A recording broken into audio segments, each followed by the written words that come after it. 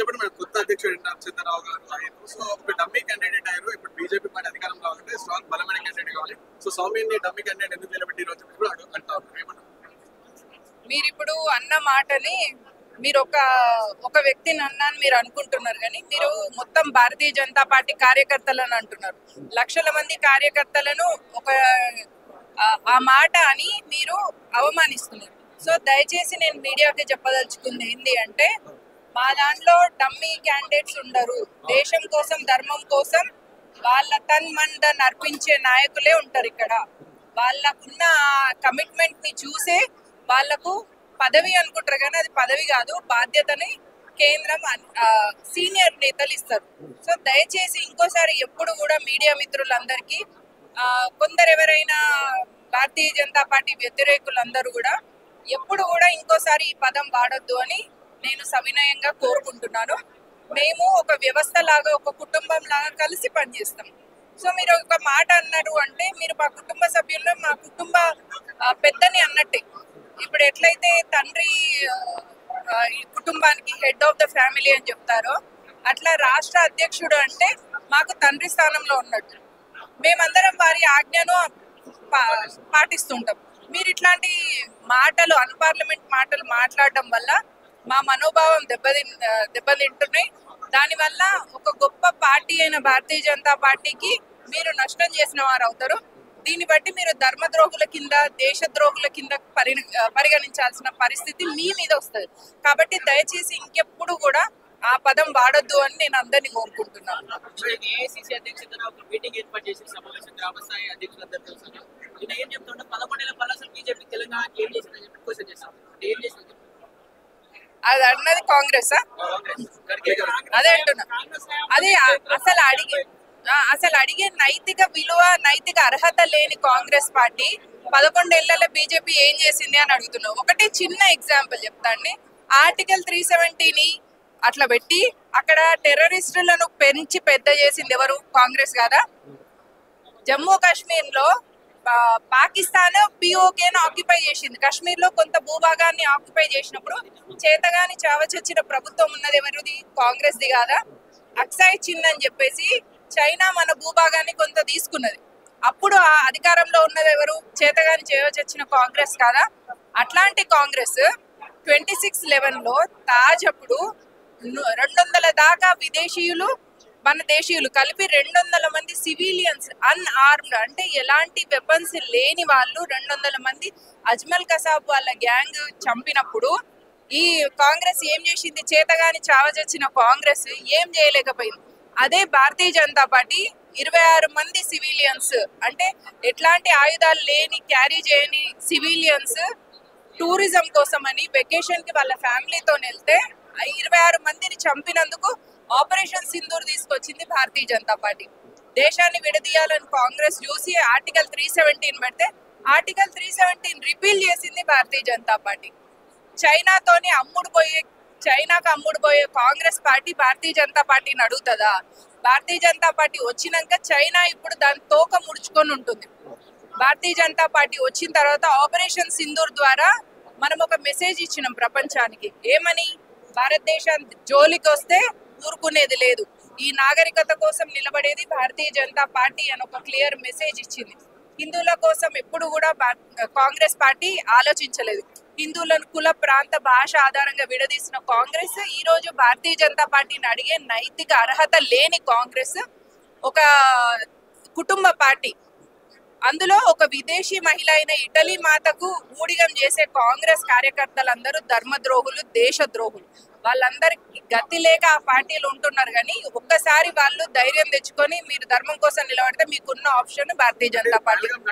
యుద్ధం చేస్తుందేమో అనుకున్న కేంద్ర ప్రభుత్వం సో మోదీ ట్రంప్ కి సరెండర్ అయిపోయారు అని చెప్పి నిన్న వ్యాఖ్యానించారు. అంటే దేశ ప్రజలు ఓట్లేసి గెలిపియలేదా మోదీని? సో ట్రంప్ ఏజ్ గెలిపించిన ట్రంప్ కి ఎందుకు సరెండర్ అయినారు అని చెప్పి నేను అడిగాను. ఇది ఒక చీప్ నేరేటివ్ తీసుకొచ్చిండ్రండి, కాంగ్రెస్ తీసుకొచ్చింది. అందులో రాహుల్ గాంధీ ఒక ఇటలీ మాతకు పుట్టిన వ్యక్తికి భారతదేశం పట్ల ప్రేమ ఉండదు, భారతీయుల పట్ల ప్రేమ ఉండదు అనడానికి ఇది నిదర్శనం. ఎందుకో చెప్తానండి. ఒక యుద్ధం జరిగితే అక్కడ కొలాటరల్ డ్యామేజ్ ఒకటి ఉంటుంది. మనము ఎదుటి వాళ్ళు ఒకటి మన చెంప మీద కొడితే వాడి చెయ్యి ఇరగొడితే సరిపోతుంది, వాడిని మర్డర్ చేయాల్సిన అవసరం లేదు. In the same way Pakistan కి భారతీయ జనతా పార్టీ ఎట్లాంటి మెసేజ్ ఇచ్చిందంటే నీళ్ళు ఆపింది, ఇండస్ వాటర్ ట్రీటీని క్యాన్సిల్ చేసింది, సింధు నది దాంతోనైనా ట్రీటీని కూడా క్యాన్సిల్ చేసింది. ఏది మన బార్డర్ ట్రీటీ బంగ్లాదేశ్ తో మనం చేసింది, ఆ ట్రీటీ కూడా మనము ఒప్పుకోలేదంటే అది పాకిస్తాన్ కి లాస్, మనకు కాదు. ఒకటి. రెండో విషయము, మనం లోపలికి వెళ్ళి వాళ్ళ దగ్గర ఉన్న న్యూక్లియర్ వెపన్స్ ని కూడా డ్యామేజ్ చేసి వచ్చినాం. ఇప్పుడు కనీసం తినడానికి రొట్టెపిండి లేని పాకిస్తాన్ కి భయపడ్డ కాంగ్రెస్ పాలన చూసిండ్రు ప్రజలు. ఇప్పుడు పాకిస్తాన్ లోపలికి వెళ్ళి అక్కడ వాళ్ళ న్యూక్లియర్ స్థావరాలతో పాటు మీరు చూడండి టెర్రరిస్ట్ క్యాంపులను కూడా లేపేసింది. అది ఇప్పుడు నయా భారత్. ఆ నయా భారత్ తీసుకొచ్చింది ఎవరు? ఆ ఇమేజ్ ని తీసుకొచ్చింది భారతీయ జనతా పార్టీ మాత్రమే. కేవలం భారతీయ జనతా పార్టీ మాత్రమే భారతీయుల స్వాభిమానం కోసం, హిందువుల స్వాభిమానం కోసం ప్రతి ఒక్క మళ్ళీ ఇక్కడ హిందువుల స్వాభిమానం అనగానే మద్దతత్వ పార్టీ అని మూర్ఖంగా మాట్లాడొద్దు, ఆర్గ్యూ చేయొద్దు. ఎందుకంటే హిందుత్వం ఎప్పుడైనా కూడా ఇస్లాం అయినా క్రిస్టియానిటీ అయినా వేరే పరమత సహనం ఉన్నది హిందుత్వం మాత్రమే. కాబట్టి భారతీయ జనతా పార్టీ హిందుత్వ పార్టీ అనగానే దాన్ని కమ్యూనల్ గా చేయడం అనేది ఒక రాంగ్ నేరేటివ్. కాంగ్రెస్ పార్టీ ఏం అలిగేషన్ చేస్తుంది? సెక్యులరిజాన్ని లేకుండా చేసే ప్రయత్నం చేస్తుంది బీజేపీ ప్రభుత్వం మాట్లాడుతుంది. ఇదేంటి అంటే ఒక చేతగాని తెలివి తక్కువ దద్దమ్మలు మాట్లాడే మాట, అది కాంగ్రెస్ కి ఎప్పుడు మాట్లాడుతుంది. ఇక్కడ మీరు ఒక విషయం తెలుసుకోండి, సెక్యులరిజం అంటే ఏంటిది? ఇతర అన్య మతాలను టాలరేట్ చేయడం. నేను ఒక కట్టర్ హిందువుని, కానీ నేను వేరే మతాలను వాళ్ళ దేవుడు కూడా దేవుడే కావచ్చు, అది కూడా ఒక మోక్షానికి ఒక మార్గం కావచ్చు అనుకుంటాం. అది హిందుత్వం అంటే. మీరు ఒక పాకిస్తాన్ లో చూడండి, ఆఫ్ఘనిస్తాన్ లో చూడండి, బంగ్లాదేశ్ లో చూడండి, ఎందుకు సౌదీ అరేబియా లాంటి ఇస్లామిక్ కంట్రీస్ వెళ్ళినప్పుడు హిందువులు కూడా బుర్కా వేసుకోవాలి. ఇక్కడేమన్నా హిందువులందరూ ముస్లింలను మీరు హిందుత్వం ఫాలో కావాలని చెప్తున్నామా? మనం మత ప్రచారం చేస్తున్నామా? ఎందుకు పాలిటిక్స్ ని అన్నెసెసరీగా రిలీజన్ కి రిలేట్ చేస్తారు? సరే చేసిండే అనుకోండి, నేను ఇక్కడ అడిగే క్వశ్చన్ ఒకటి, హిందుత్వ అనేది సహజంగా Hindu by nature is a secular, Hindu by nature is a tolerant. So don't teach Hindus tolerance. హిందువులకు వేరే పరమత సహనం నేర్పించాల్సిన అవసరం కాంగ్రెస్ పార్టీకి లేదు. హిందువులకు టాలరెన్స్ నుంచి వెళ్ళి వేరే మతాలను సెక్యులరిజం కూడా నేర్పించాల్సిన స్థాయి కాంగ్రెస్ది కాదు. సో హిందుత్వ అనే ఒక ఎలిక్షర్, ఆ అమృతాన్ని తన సిద్ధాంతంగా పెట్టుకున్న Bharatiya Janata party 100% tolerant party. మనకు వాళ్ళు ఓట్లు వేయకున్నా కూడా చాలా సార్లు ముస్లిం ఓట్లు రావు భారతీయ జనతా పార్టీ, కానీ అయినా కూడా ప్రతి స్కీమ్ లో నేను మీకు స్టాటిస్టిక్స్ చూపిస్తాను. ప్రతి దాంట్లో 25 నుంచి వెళ్ళి 32% వరకు ముస్లిమ్స్ ఉన్నారు. ఉజ్వల స్కీమ్ కానీ 11 ఏళ్లలో భారతీయ జనతా పార్టీ ఏం చేసిందో, ఉజ్వల స్కీమ్ లో 28 నుంచి వెళ్ళి 32% లో ముస్లిం మహిళలు ఉన్నారు. స్వచ్ఛ భారత్ లో టాయిలెట్స్లలో కూడా 28 నుంచి వెళ్ళి 35% ముస్లిమ్స్ ఉన్నారు. మీరు స్వావలంబన్ భారత్ లో కానీ పిఎం యూత్ యోజనలో కానీ ప్రతి దాంట్లో కూడా ముస్లిమ్స్ ఉన్నారు. మరి మేము టాలరెంట్ కాదు అని ఎట్లా అంటారు? సెక్యులర్ కాదు అని ఎట్లా అంటారు? మేము భారతదేశంలో ఉన్న ప్రతి ఒక్కరు, అది హిందూ అయినా ముస్లిం అయినా, ఈ భారతదేశ పౌరులుగా చూస్తాం. కాబట్టి వాళ్ళ స్వాభిమానం కోసం, వాళ్ళ గ్రోత్ కోసం చూస్తాం.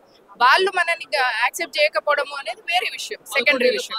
బీజేపీ పార్టీ చాలా సంక్షేమ పథకాలు తెలంగాణ రాష్ట్రానికి ఇచ్చిందని మీరు ఫోటో సెషన్ పెట్టి అక్కడ ఫోటోలు పెట్టాడు సార్. కానీ సీఎం రేవంత్ రెడ్డి మాత్రం ఇలాంటి కేంద్రం రాష్ట్రానికి సహకరిస్తలేదు, ముందు సున్నా చూపిస్తున్నారని దీన్ని ఎలా చూపించుకోవాలి? ఇక రేవంత్ రెడ్డి మాట్లాడిన మాటలను మీరు గమనిస్తే వారు ఒక సీఎం స్థాయి మాటలు మాట్లాడట్లేదు. ఒకటి, నేను ఒక చిన్న ఎగ్జాంపుల్ చెప్తాండి.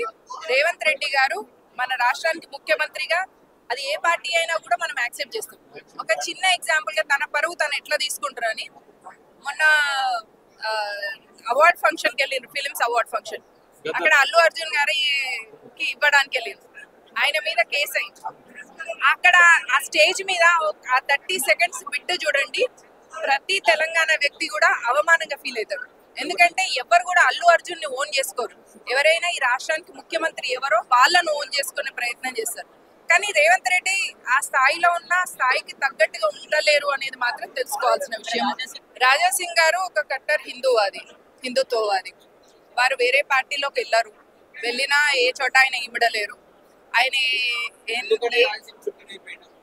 ఎందుకట్లా? నేను కూడా ఇప్పుడు వేరే పార్టీకి వెళ్ళలేను, అట్లా నన్ను కూడా చులకన వేస్తున్నారు. ఎందుకు నేను వెళ్ళలేను, నన్ను కూడా చులకన వేస్తున్నారా? Totally wrong narrative.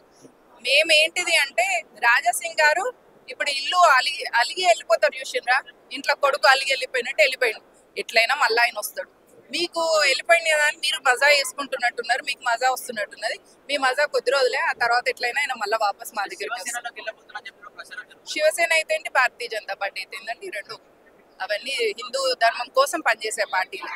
కనీసం నామినేషన్ చేయడానికి కూడా అవకాశం ఇయ్యరని మీరు ఇక్కడ ఒక విషయం గమనించాలి, ఎప్పుడైనా అధ్యక్ష పదవి ఏమంటారు యునానిమస్ గా ఎలెక్ట్ చేసేది, బట్ దెన్ ఒక ఆప్షన్ ఇవ్వడం జరిగింది. అన్ఫార్చునేట్లీ వారికి ఒక 10 మెంబర్స్ కూడా సపోర్ట్ లేకపోవడం అనేది అది వారి ఆలోచించుకోవాల్సిన విషయం. దాని మీద నేనేం కమెంట్ చేయలేను. పార్టీ ప్రిన్సిపల్ మాట్లాడే అవకాశం ఉంటుందా? ఇదివరకు ఒకసారి సస్పెండ్ అయ్యిండ్రు, మళ్ళీ వాపస్ తీసుకుంది పార్టీ. ఇప్పుడు వారంతటా వారు వెళ్ళిపోయినరు, మళ్ళీ వారు వస్తా అనుకొని వస్తారు. అది వారు ఇట్లా వెళ్ళడం రావడం అనేది వారికి ఇచ్చిన ఫ్రీడమ్. పార్టీకి అదే భారతీయ జనతా పార్టీ ఒక సిద్ధాంతంతో నడిచే పార్టీ. ఇక్కడ ఒక వ్యవస్థ ఉంటది, అంటే ఒక గ్రూప్ ఆఫ్ పీపుల్ కలిసి ఇక్కడ ఏ నిర్ణయమైనా తీసుకుంటారు. ఒక్క ఏమంటారు ఒంటిగా చేయడానికి ఉండదు ఇక్కడ, ఎందుకంటే ఇది కుటుంబ పార్టీ కాదు.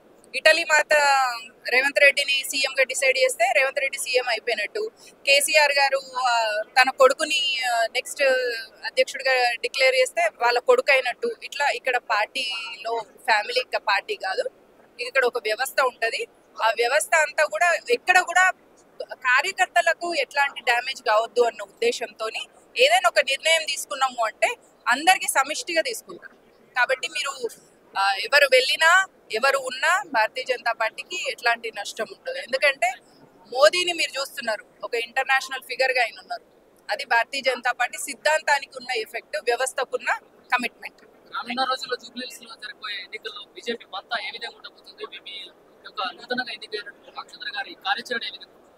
ఇందాక అదే చెప్పినా అండి, ఇక్కడెక్కడ కూడా ఒక వ్యక్తి చేసేది ఉండదు, వ్యవస్థ ఉంటది. కాబట్టి మొత్తం సిస్టమ్ అంతా కూడా ఒక నిర్ణయం తీసుకొని జూబ్లీహిల్స్ లో ఒక ప్రణాళిక చేసి ఆ ప్రణాళిక ప్రకారంగా అక్కడ మేము గెలవబోతాం.